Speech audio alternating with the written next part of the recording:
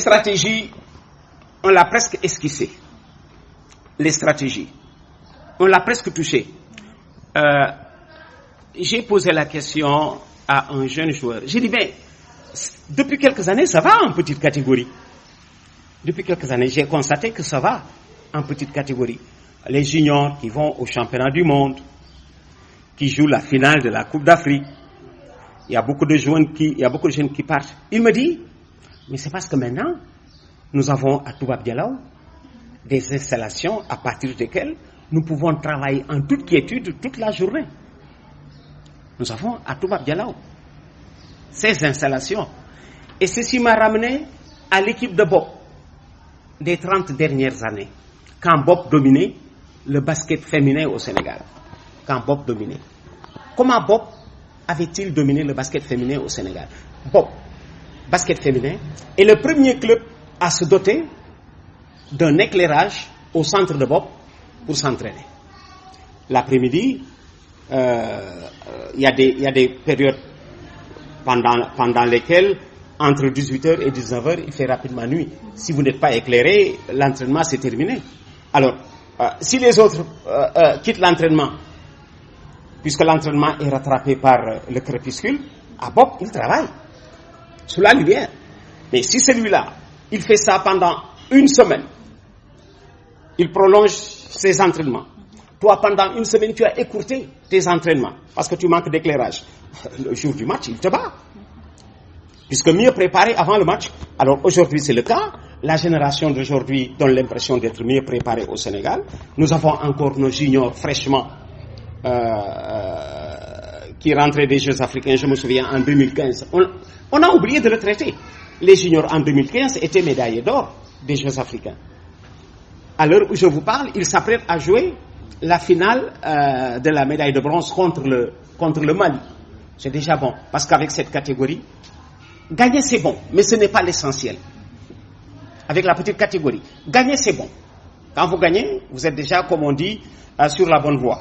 Mais l'essentiel, c'est d'être à l'école du professionnalisme. C'est de tremper déjà dans ce qui vous attend d'ici 6 à 7 ans sur le plan international. Donc, à ce niveau, le fait, comme on dit, de prendre la couleur, de prendre la température, vous êtes à bien grandir. Aujourd'hui, vous avez des jeunes joueurs. Regardez, Crépin, je faisais allusion à lui tout à l'heure. Junior, il joue au plus haut niveau sénégalais. Ismaïla Sarr, 21 ans. Et d'autres qui ont leur âge et qui sont tout à fait... Wagé, voilà, 20 ans. Celui qui est à City... très bien, vous êtes footballeur, hein? etc. Alors vous n'êtes pas loin d'avoir une équipe de haut niveau avec une moyenne d'âge qui tourne autour de 22 à 23 ans. Ça vous fait 10 ans d'équipe nationale. Bon, je crois que tout ceci fait partie d'un investissement qui demain peut nous valoir. Jamais alors le Sénégal n'a été en si bonne position pour briller en Afrique et dans le monde. Certes, je parlais de nos dirigeants encore amateurs, mais qui réagissent en professionnels. Tant mieux. Ils sont encore amateurs dans l'âme, mais qui réagissent en professionnels. Ils accordent beaucoup plus de temps au football, beaucoup plus d'attention aux footballeurs. Ils anticipent sur la préparation des matchs. Bon, et tant mieux, ils négocient bien, ils préparent bien leurs joueurs là où ils exercent leur profession. Ce dont je suis sûr, le Sénégal n'est pas loin de gagner un jour la Coupe d'Afrique des Nations et de faire peut-être encore un jour la Coupe du Monde dont nous rêvons. Et quel est votre plus mauvais souvenir dans cette CAN? Le plus mauvais souvenir dans la CAN, c'est bien sûr la finale.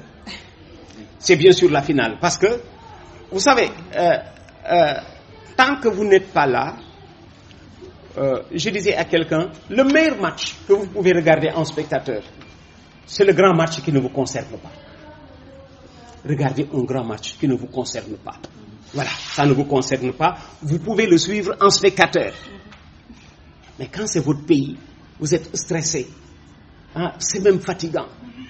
Par moment, vous vous dites, mais en vérité, c'est casse-tête, quoi. C'est casse-tête que de se qualifier à une phase finale de Coupe d'Afrique. Parce que tant que vous n'êtes pas là, vous regardez le sujet en spectateur. Mais quand vous devez regarder le sujet en supporter, par moment vous souffrez. Vous dépendez des autres pour bien manger le soir. Seulement bien manger. Vous dépendez des autres, sinon nous y accélérons.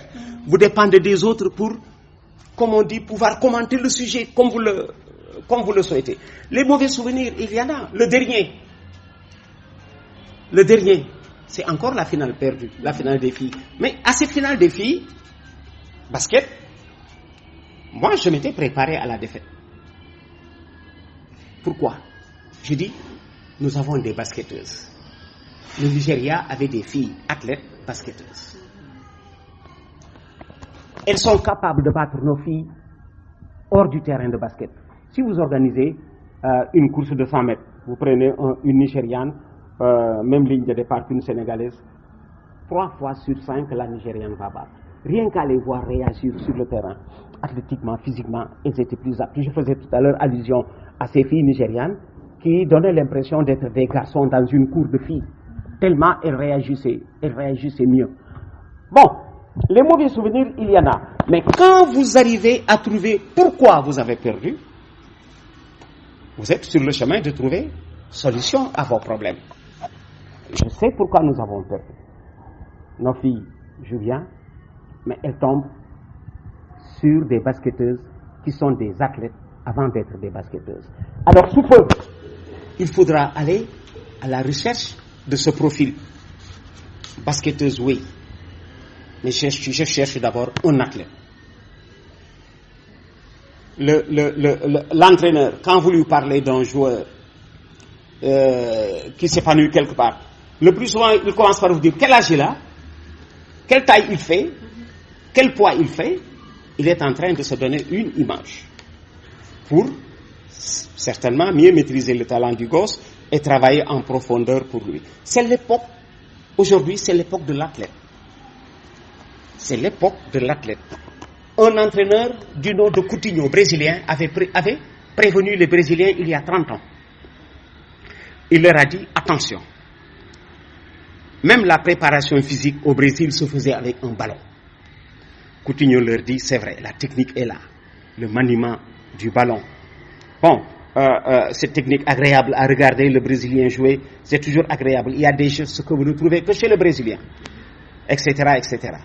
Attention, il leur dit, attention, les Européens progressent dans ce sens, et sur le plan de la préparation physique et athlétique, ils vous donnent le pion. Avant, la France rechignait à jouer l'Angleterre et l'Allemagne. Avant, ils avaient peur des Anglais et des Allemands. Ils avaient fini par maîtriser. Pourquoi ils perdent toujours devant les Anglais et les Allemands? Ils ont travaillé dans ce sens.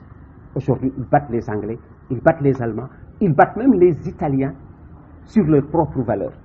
En un mot, ils sont allés chercher l'espèce qui manquait. Nous, on ne l'a pas.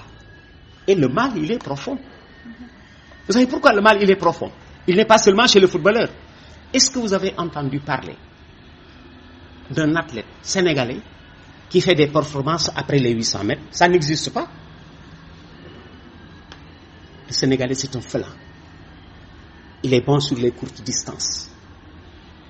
Il est bon dans la vitesse, mais pas endurant, pas résistant.